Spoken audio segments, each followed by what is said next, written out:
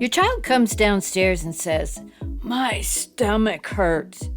You touch their forehead and there's no fever. They look fine. But suddenly your chest feels tight. Your mind starts racing. Are they faking it? Am I being manipulated? What if I'm too soft? What if I'm too harsh? Sound familiar? Here's what's really happening in that moment, and it's probably not what you think. Yes, your child might be experiencing anxiety. However, what's happening to you is just as important.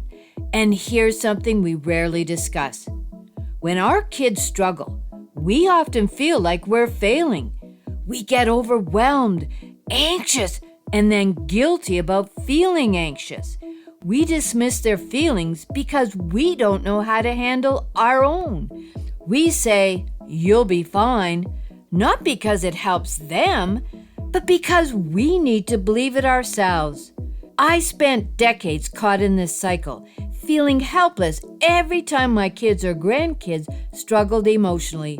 I thought being strong meant pushing through feelings, mine and theirs. So stay with me until the end, when I share 3 ways that transformed how I handle my anxious emotions and how that change rippled out to others in my life. Welcome to Lessons for Life with Grandma Kate. If you want to stop yelling, end the daily power struggles, or manage your frustration better, but don't know how, you're in the right place. I get it. I was there too. And as a grandma, I finally started learning the emotional life skills I wish I'd had learned at a younger age. Each week, I share simple, practical resources that help you develop your own social skills so that you can be the calm, confident inspiration to others. New episodes drop every Thursday, so hit that subscribe button, and hey, if something here speaks to you, leaving a quick review helps others find these tools too. Like a lighthouse, steady and strong, let's all shine a little brighter today. Here's what makes our kids' struggles emotionally so hard. Most of us are carrying our own unresolved anxiety and emotional wounds. We grew up in a different era. When I was little and got overwhelmed, my mother would say, There, don't make such a fuss."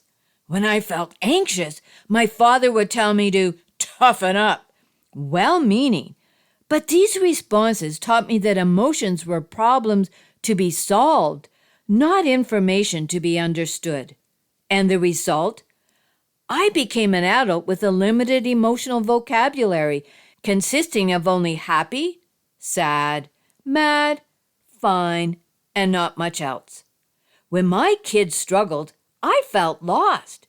When they came to me with their butterflies, I was scrambling inside thinking, I don't know how to help them because I don't even understand my feelings. So I default to what I knew. You'll be fine. Don't worry about it. There's nothing to be scared of. Not because these responses helped, but because they temporarily quieted my anxiety about not knowing what to do. But here's what I learned the hard way. When you don't understand your emotional world, you can't guide anyone else through theirs. Your unprocessed anxiety becomes their unprocessed anxiety. Your emotional avoidance teaches them to avoid their emotions as well. I dealt with anxiety and depression for years, until I was in my 60s when I finally learned simple ways to calm my nervous system. My big moment came when I realized something important. My constant worry and stress weren't just hurting me. It was affecting every talk I had with my family. When my kids had problems, my heart would race. When they got upset, I couldn't breathe. My mind would jump to the worst things that could happen. That's when I learned that anxiety isn't just in your head. Your whole body feels it. My nervous system was always on high alert, ready for danger, even when there wasn't any. I had no idea how to calm it down. Learning simple ways to calm my body changed everything. When I could quiet my worry and stress, I finally had the energy to help others with theirs. Your body doesn't distinguish between a real threat and the emotional threat of not knowing how to help your child. You feel overwhelmed because your stress response is activated. You might notice your shoulders tensing, your breath getting shallow, your mind racing with worst-case scenarios or self-criticism. That's your body telling you how you feel, but most of us never learned how to understand these signals. The problem isn't that you're a bad person or parent. The problem is that you're trying to regulate someone else's emotions when you haven't learned to regulate yours. It's like trying to teach someone to drive when you've never learned yourself. So here are the 3 quick ways to overcome anxiety and calm your nervous system. Number 1, the 4-7-8 breathing reset. When you feel that familiar anxiety rising, your nervous system goes into overdrive. Instead of reacting from that activated state, use this quick breathing technique to calm your nervous system. Breathe in for 4 counts, hold for 7 counts, and breathe out for 8 counts. And then repeat this 3 times. So breathe in for 4, hold for 7, and breathe out for 8. This technique activates your parasympathetic nervous system, your body's natural calm-down response.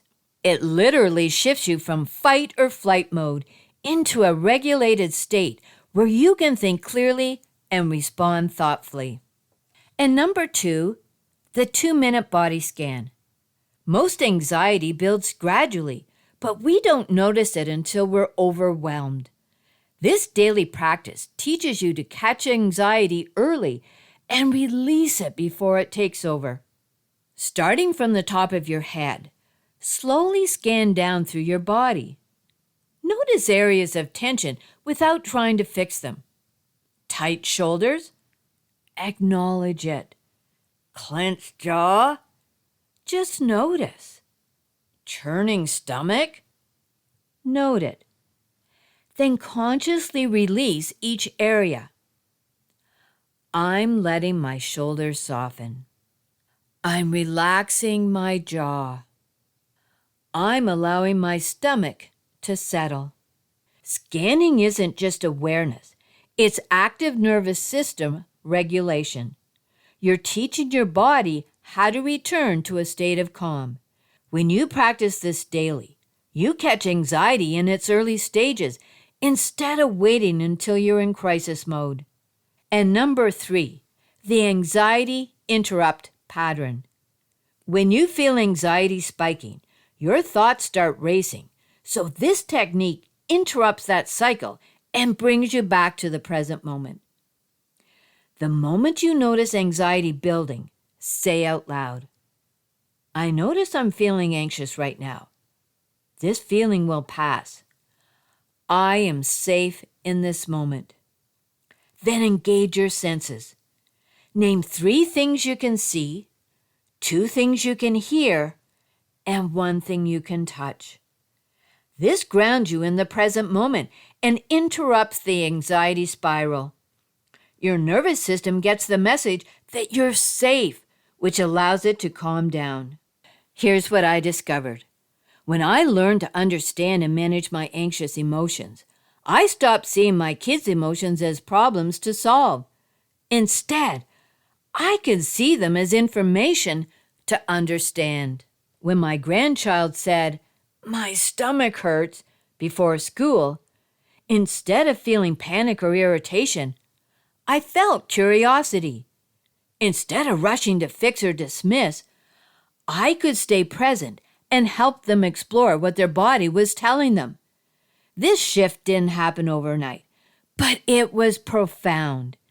The difference is that now these responses come from your emotional understanding, not from a script you're trying to remember while you're panicking inside. Your challenge this week is to practice the body scan each morning. Start to notice the signals your body is giving you. Then pay attention to how your emotional awareness affects the atmosphere in your home because when you're emotionally grounded, others respond accordingly. Whether you're figuring out your own feelings, working through a tough moment as a family, or learning to talk through things with others, you're practicing the emotional life skills that help us grow into the people we want to be. Listening is great, but nothing changes if you don't actually use what you've just learned. So, pick one idea from today and try it out this week. That's when the magic happens. And if you want to keep building your social skills, hit follow for more from Lessons for Life with Grandma Kate. And if no one has told you lately, everything will be okay. Tomorrow is a new day, and with it comes new hope. As I conclude this episode, I must state that this podcast is designed solely for educational and entertainment purposes. While I bring my experience as a parent and grandparent, it's essential that you know I am not a licensed therapist. This podcast is not a substitute for professional advice from a physician, professional coach, psychotherapist, or other qualified professional. Got it? Awesome. Until next time, what is one thing you are grateful for?